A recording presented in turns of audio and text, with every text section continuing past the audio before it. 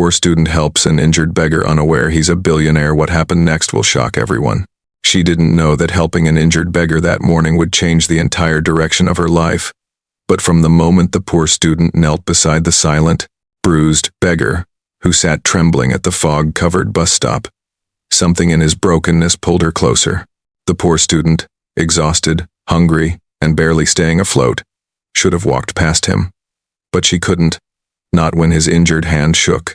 Not when his breathing faltered. Not when his eyes looked at her like she was the only person who had treated him like a human in a long time. But why did an injured beggar speak with such calm dignity? Why did his silence feel like it carried the weight of a man with a past far bigger than the streets?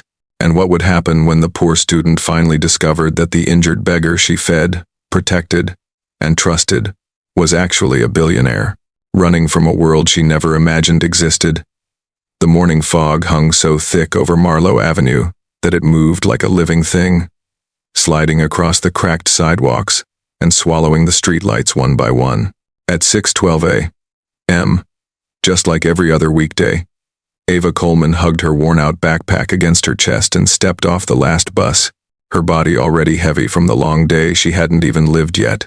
Her shoes were damp from the mist, her sweatshirt thin from too many winters, and her stomach empty, except for the watery coffee she'd grabbed from the dining hall using the last credit on her student meal card. She adjusted her glasses, blinking against the cold. She needed to get to class early to study before her economics quiz, but the fog made it hard to see anything beyond a few feet. Still, she knew the path by memory. She walked it every morning, rain or shine, exhaustion or not, because losing her scholarship was not an option. Not when she was one late payment away from being kicked out of the dorm. Not when her father's medical bills kept rising. Not when her younger brother skipped lunch in high school so she could afford her textbooks. But today, something was different. Someone was sitting on the cracked stone bench by the bus stop, hunched, silent, barely moving, a figure wrapped in tattered layers of clothing, the fabric dark with dirt, the sleeves torn. He sat still, unmoving, like the fog itself had placed him there. Ava slowed. She recognized him, the injured beggar. He had appeared only a week earlier, always at the same spot, always quiet, always watching the world from a place just shy of hopelessness. He never asked for money, never begged, never spoke. He simply sat with an eerie calm that didn't match the shivering cold around him. This morning he looked worse. His right hand trembled violently as he pressed it against his ribs, and his breathing came out in short, uneven bursts. His face was bruised along the dub, cheekbone a deep purple that hadn't been there yesterday.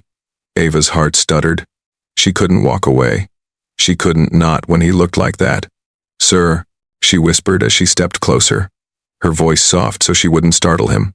Are you okay?" He lifted his head slowly. For the first time, his eyes met hers.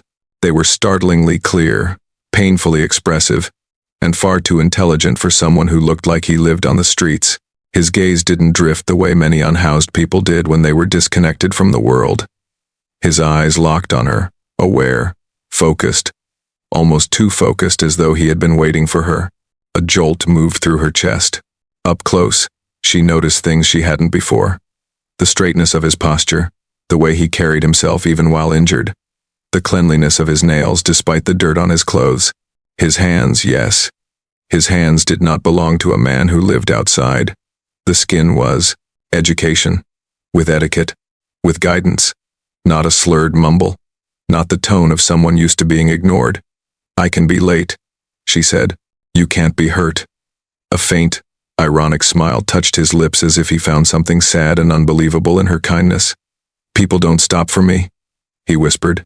"Well," Ava said, her throat tightening, "I'm not people." She pulled a protein bar from her bag, her breakfast, and placed it gently in his good hand. "For you." He stared at it like it was something sacred, something expensive, something rare. He didn't move to open it, not immediately. Instead, he looked back at her with an expression she didn't understand, like gratitude mixed with disbelief. Like he wasn't used to being helped. Like he wasn't used to being seen. "Why?" he whispered.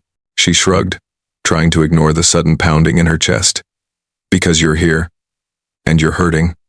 The fog curled around them, like a curtain closing off the rest of the world. Ava didn't know then that this moment the poor student helping an injured beggar unaware he was a billionaire was the beginning of the unraveling of everything she thought she understood about life. Or that one day, this injured, silent man would pull up to her campus in a luxury car and turn her entire world upside down. But for now, she only knew one thing.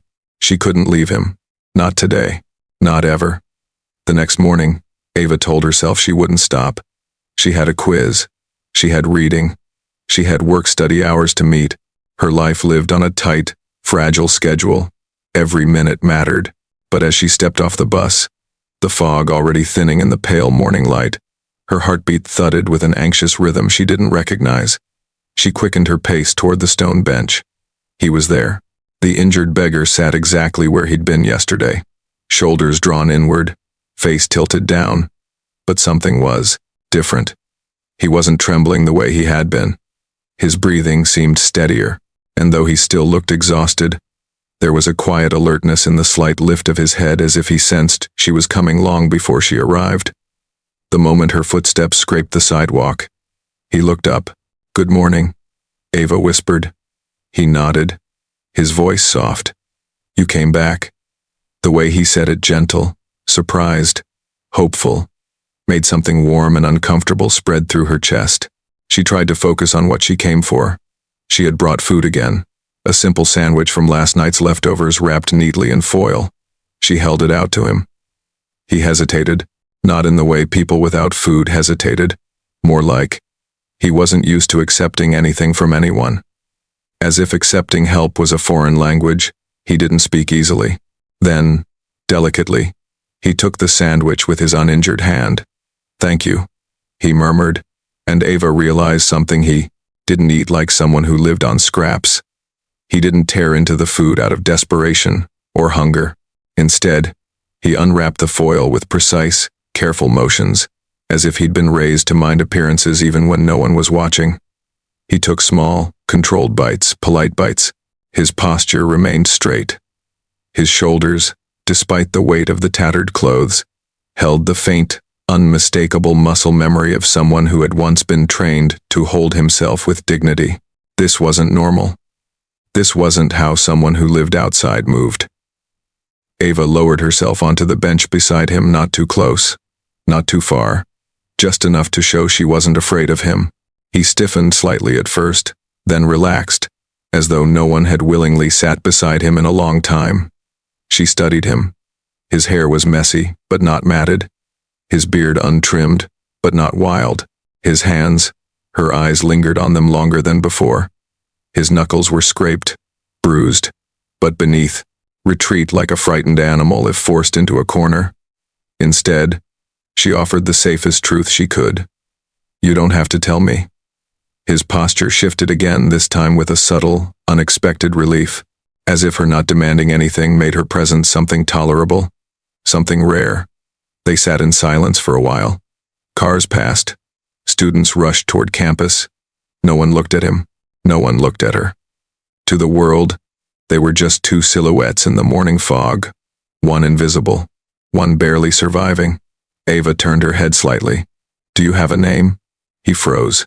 His fingers tightened around the foil. For a long moment, she thought he wouldn't answer. Then, in a low voice that carried too much weight, he said, "Elias." She repeated it softly. "Elias." His eyes flickered, almost breaking. No one had said his name in a long time. "What about you?" he asked quietly. "Ava." He nodded, as if committing it to memory with a seriousness that startled her. She wanted to ask more. Why he was here. Why he spoke the way he did. Why his hands looked like they belonged to someone with a desk and a pen, not a corner and a cardboard sign. Instead, she asked the question that had burned since yesterday. "Do you have anyone?" He looked at her, and the tiniest shadow of pain crossed his expression. No. The way he said it didn't sound like loneliness. It sounded like exile. A bus rumbled in the distance, and Ava realized she was going to be late again, but she didn't stand. She didn't want to leave him, not when something about him felt so fragile beneath all that silence. "You don't have to stay," he murmured, noticing the hesitation. "I know," she whispered, "but I want to." He exhaled slowly, a breath that carried too much emotion for a man who claimed to be no one. And for the first time, she saw it clearly. He wasn't a normal beggar. He wasn't even close. There was something. Did he speak as if every word had been trained? Why did he stare at the construction site across the street not with fear, but with a haunted familiarity? That construction site had been abandoned for months after an accident. 2 workers had died. Ava only knew the surface-level news. No arrests, lots of secrecy, and a lawsuit people whispered about. She followed Elias's gaze toward the bent fencing, the caution tape fluttering in the breeze like wounded birds. "You always look there," she said gently. Elias's jaw tightened. "Do I?" "Every day." He inhaled slowly, his voice low and rough. "Sometimes we look at the things we can't change, hoping we could." The answer wasn't a lie. It wasn't the truth either. A tension settled between them, thin, fragile, full of unspoken weight. Ava wanted to understand him, but he was a puzzle full of missing pieces. And still, she didn't move. She felt drawn to him with a quiet, aching certainty that scared her. Maybe because no one had ever needed her this way. Not her professors, not her classmates, not even her own family, who loved her but leaned on her until she barely had strength for herself. Her thoughts drifted to her father again, his tired eyes, the bills stacked on their kitchen counter back home. The call she'd missed last night because she was studying. He was doing better after the surgery, but not enough to work yet. And her little brother, Jake, had texted her a picture of an empty cafeteria tray with a smiley face drawn in ketchup. He pretended it was a joke. She knew it wasn't. Sometimes she wondered if she was being selfish by staying in college instead of working full-time. But her father always told her that education was the only ticket out of the cycle that had trapped their family for generations. "Make it out," he always said. "Make it farther than I did." The weight of that dream pressed on her shoulders every day. And yet here she was sitting on a cold bench, giving away the little she had to a man who didn't fit into any category she'd been taught to recognize. She didn't notice she was crying until Elias spoke. "Ava, you're shaking." She quickly wiped her cheeks, embarrassed. "I'm fine. Just tired." "No," he whispered. "You're not." His voice was gentle, too gentle, the kind of voice people used when they meant every word. His hand almost reached toward her, then stopped, curling inward. It was an instinct, a reflex to comfort, interrupted by an invisible barrier he refused to cross. "Your life is heavy," he said. "I see it in the way you walk, the way you breathe." She swallowed hard. "How can you see that?" "Because I know what it looks like to carry too much." His answer sent a soft tremor up her spine. She looked at him, really looked. His eyes were filled with a deep, heartbreaking understanding. And that was when she noticed it. A faint outline, under the grime of his shirt. A scar near his collarbone. Not a small scar. A surgical one. Her breath caught. A homeless man with a surgical scar? One that looked recent? One that would cost thousands without insurance? Nothing was making sense. "Elias," she whispered, her voice trembling with confusion and fear of the truth. "Who are you?" He froze, his entire body stilled, like she had struck a nerve she wasn't meant to touch. For a long moment, he didn't blink, didn't breathe, didn't move. And then, "A man trying to disappear," he said quietly. Her heart twisted. "Why?" His eyes drifted back to the abandoned construction site, where the early sunlight glinted against a broken metal beam. "Because some things," he murmured, "are easier to run from than to face." A chill moved through her. Not because he was dangerous, but because he was hurting in a way she didn't yet understand, and she was already too deep to walk away. The next morning, Ava woke with a strange heaviness in her chest, a feeling she couldn't name but couldn't ignore. Something unsettled had lodged itself underneath her ribs all night, making her twist in her narrow dorm bed as if her body already sensed what her mind had not yet realized. She left earlier than usual, earlier than she ever had. Her breath puffed in small clouds in the cold air as she half ran down the street, her heart beating faster the closer she got to the bus stop. The stone bench came into view through the thin shimmer of morning haze. Empty. Ava stopped so abruptly that a cyclist swerved around her, cursing under his breath. She barely heard him. The bench was empty. No torn jacket. No hunched silhouette. No quiet presence waiting in the mist. Her throat tightened with an unexpected panic. She blinked hard, as if the fog might somehow produce him if she stared long enough. But the bench remained cold and vacant. She approached it slowly, the way someone approaches bad news. The silence felt wrong, too sharp, too loud. Elias had been there every morning since he first appeared.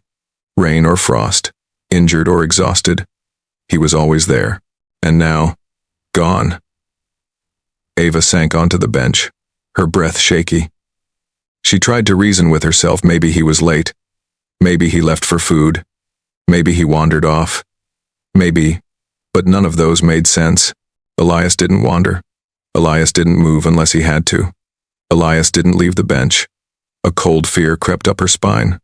What if he'd gotten worse? What if his injuries had deepened overnight? What if the pain that he tried to hide had become unbearable? What if someone hurt him again? What if he was lying somewhere alone, without help, without warmth, without anyone who even knew his real name? Ava stood abruptly, looking around helplessly. Elias, she whispered into the morning air, knowing he wouldn't answer but desperate enough to hope anyway. No one responded. She paced the sidewalk, then crossed the street to the construction site, the place he always stared at with that haunted, heavy look. The fencing rattled in the wind. Behind it, the abandoned skeletal framework of the building loomed like the ghost of something unfinished, unforgiven. Did something happen here? She whispered, as if the twisted beams would answer, her mind filled with terrible possibilities. Maybe he came here last night. Maybe he collapsed near the site, drawn back to whatever memory bound him to that broken ground. Maybe something happened to him there, something he never told her. Her breaths became uneven. The world felt suddenly colder. She spent the next hour searching. She checked the nearby alley, the bus shelter, the grassy patch near the trees, the sidewalk stretch in both directions anywhere he could have gone. She asked a shop owner if she'd seen a man matching Elias's description. Not today, the woman said with a shrug. He usually sits by the bench, doesn't he? Yes, Ava whispered. But he's not there. Maybe he moved on, but he wouldn't. Ava knew it with a certainty that terrified her. Elias didn't move on. He was anchored to that bench by something deeper, something she sensed but didn't understand. As the minutes stretched into hours, panic twisted into something sharper, fear of losing someone she never expected to care for. Fear of never seeing him again. Fear that she had misread everything, that the quiet connection she felt was one-sided. A fragile illusion she had built around a man who didn't owe her anything. But the fear that cut the deepest was simpler than all the rest. What if she had been the only person he trusted, and she wasn't there when he needed her? By noon, Ava's legs ached from walking. Her head throbbed. She had missed class. She had forgotten about her work-study shift. Her phone buzzed with a message from her younger brother, something about needing money for a school project, but she barely read it. Her world had narrowed to one thought. Where is he? The day passed in a blur of searching and worrying and replaying every conversation they'd shared. She thought about the scar beneath his shirt, the haunting look in his eyes, the way he spoke with discipline and grief braided together, the lie about how he'd gotten hurt, the pain that lived in his breath, the kind of pain a man hides only when his truth is far too big to say aloud. By late afternoon, she found herself back at the bench again. The wind whipped her hair across her face, but she didn't move. Students passed, commuters passed.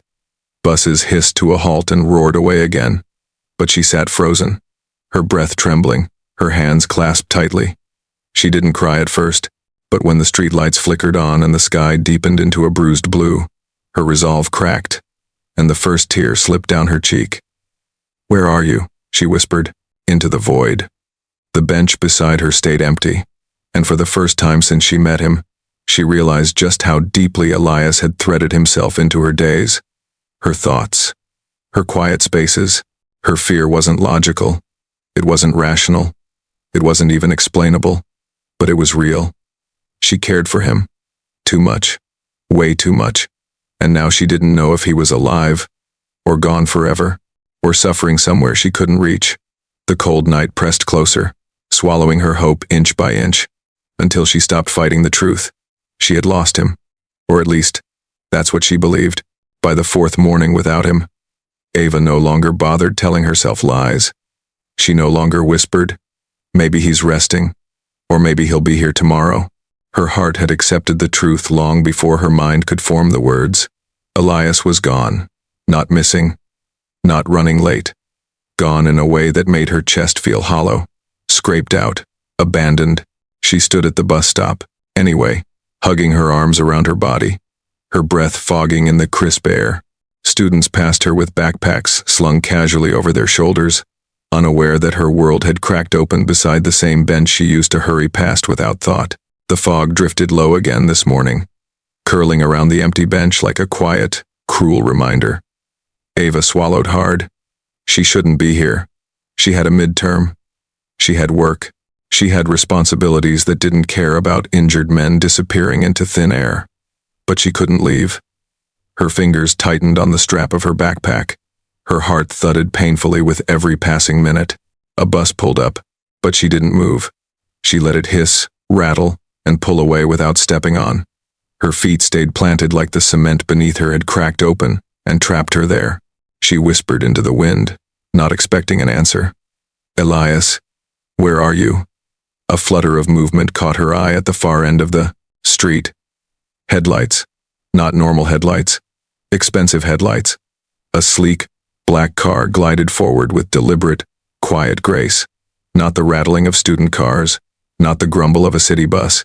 This was something else, polished, powerful, impossibly out of place on this cracked old street. Her breath hitched. The car slowed as it approached, its engine humming with money and secrets. Ava took a step back instinctively, confusion tightening her stomach. The vehicle rolled to a soft stop right in front of the bench. Sunlight glinted off its tinted windows. She tried to move, to look away, to breathe. She couldn't do any of it. The back door opened. A man stepped out. Her heartbeat stopped. She didn't recognize him at first. How could she? The man standing before her was clean, freshly shaven, wearing a crisp charcoal suit that molded to his frame like it was sculpted for him. His hair was styled, swept back with quiet authority. His shoes gleamed. His posture bore the unmistakable confidence of someone born into power, into influence, into a world she never touched. And then she saw his eyes. Those same eyes. Clear, haunted, gentle, heavy with things unsaid. Her lips parted, her throat tightening painfully. "Elias?" He didn't smile. His expression was too emotional, too complicated, but something warm flickered in his gaze. "Ava." Her knees almost buckled. He took a small step toward her, careful, measured, as if he didn't want to startle her.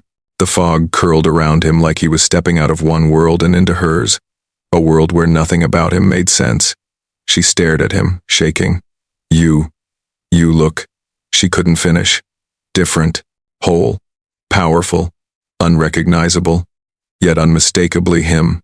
"I'm sorry I disappeared," he said quietly, his voice deeper, steadier, every syllable shaped by someone who wasn't homeless, wasn't lost, wasn't broken. Not anymore. Ava blinked rapidly, the shock splintering through her chest. "Where were you? Why are you dressed like that? What happened to you?" He looked down for a moment, hands clasping together in a way that betrayed nerves she never thought a man dressed like this could feel. "I wasn't supposed to be here. Like this. Not when you met me. Not when you helped me." Her heartbeat drummed painfully in her ears. She looked at the luxury car, its glossy black frame reflecting the morning light like a mirror. The driver in front sat perfectly still, waiting, one hand on the wheel. The other likely trained to open doors for men like Elias. Men with wealth. Men with status. Men with names everyone but her seemed to already know. "I should have told you sooner," Elias murmured, his voice unsteady now. "But I didn't know how." "Told me what?" she whispered. He inhaled slowly, his chest rising with a weight she finally understood wasn't ordinary. "Ava, I'm not who you think I am." She stepped back instinctively, her pulse racing. "Then who are you?" His eyes softened painfully. beautifully, as though her asking forced a truth he'd been choking on for weeks. My full name is Elias Whitford. The name hit her like a blow. Whitford. There was only one Whitford that made sense. One Whitford whose name clung to skyscrapers and charity wings and newspapers. One Whitford whose construction company Whitford Global was involved in the accident across the street. You're that Whitford, she breathed. As in your family, your company. He nodded once, slow and heavy. I'm the heir, he said quietly. To all of it. A cold shiver shot down her spine. The heir, the son, the billionaire in waiting, the man the world thought had vanished after the accident, the man she'd fed, sat with, worried for unaware he was carrying an empire on his shoulders. Ava's breath fractured. She couldn't process anything fast enough. She couldn't breathe past the thundering in her chest. Elias, she whispered, her voice cracking. Why were you on the street? He looked at her like she was the first person in the universe he owed the truth to. Because I didn't know who I was anymore. Because everyone wanted something from me. Because I couldn't live with what happened. And because when I sat here, in all the noise and guilt, you were the first person who saw me without seeing my name. A tremor ran down her spine. He stepped closer, eyes locked on hers with raw honesty. And I came back, he said, because I couldn't disappear from you. Ava's breath caught. She didn't know whether to cry or step forward or run. He extended a hand not as a billionaire, not as Whitford's heir, but as the injured, broken man she had helped when she had nothing to give. Ava, he whispered, please, get in the car. And for the first time she understood. Her life wasn't changing. It had already changed. Ava hesitated only a moment before stepping toward the open door of the sleek black car. Not because she doubted him, but because her legs felt weak, like her body was struggling to keep up with a reality her mind had not yet fully understood. Elias waited quietly, watching her with an expression that was equal parts hopeful and afraid, as if he wasn't sure she'd accept this new version of him. She climbed into the back seat, her fingers trembling as she settled onto the soft leather. The interior smelled like subtle cologne and polished luxury. Nothing like the cold concrete bench where they first shared food and silence. Elias followed her inside and closed the door gently, the quiet thud sealing them into a world she had never imagined entering. The car pulled away from the curb with a smoothness Ava had never experienced. Her heartbeat pounded heavily in her chest, and she kept her eyes fixed on Elias, who sat across from her, hands clasped, posture steady but emotions visibly in turmoil. He looked like a man trying to gather the courage to reveal the last pieces of a truth that had been eating him alive. Ava, he began softly, I know this is a lot. I know how it looks. And I'm sorry you had to learn about me this way. She swallowed hard, her voice shaking. I don't understand. You were hurt. You were freezing. You were trembling in the cold every day. If you're this, why were you there? Why were you living like a beggar? He finished quietly. She flinched. The word sounded wrong now. Wrong because he hadn't been one. Wrong because he'd been something else entirely, something terrifyingly bigger. Yes, she whispered. Why? He looked down at his hands, turning them slowly, as if the truth was etched into the scars she had seen beneath the dirt. The accident, he said, his voice tightening. The one at the construction site across from the bench. Her pulse stuttered. The one with the 2 workers who died. He nodded, his jaw clenching. That site was a Whitford Global project, my family's project, my mother's project.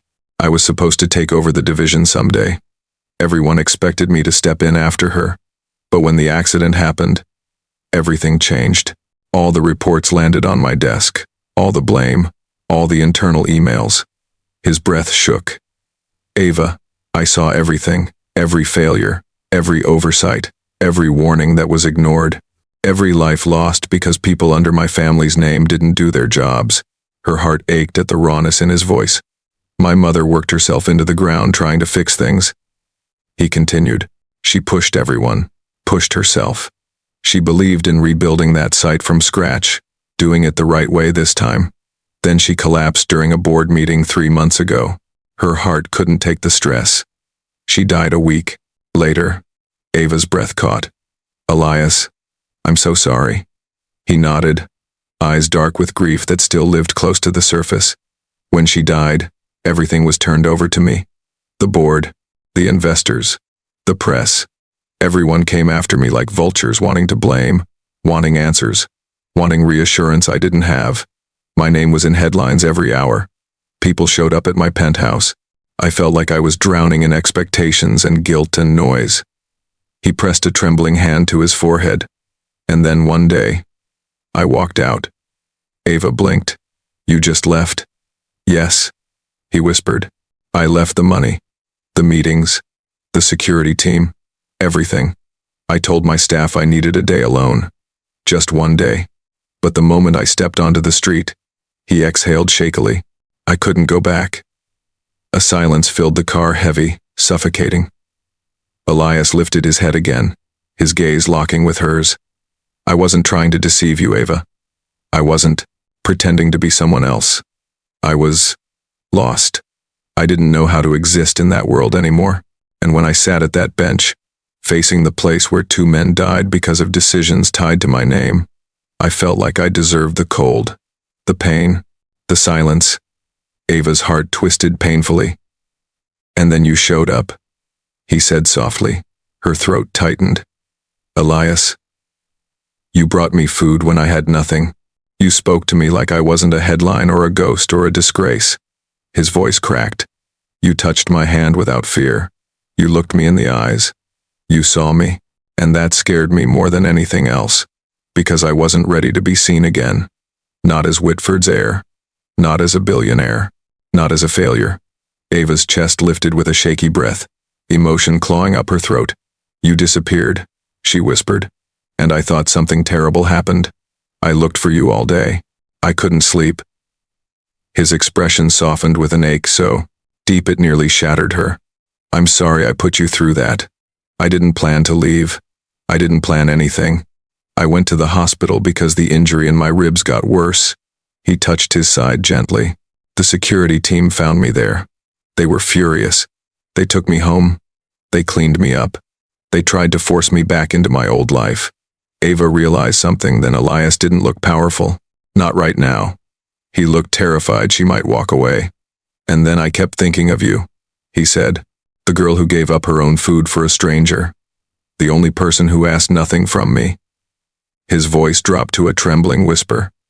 So I came back. She could barely breathe. He leaned slightly forward, every word trembling with truth. Ava, I don't know where any of this goes. I don't know if you can forgive me for not telling you who I was, but I need you to know everything you saw. Everything I felt when I sat with you. Everything you helped me through. None of it was a lie. Her walls cracked, completely. Her voice trembled. Elias, I wasn't helping a billionaire. I was helping you.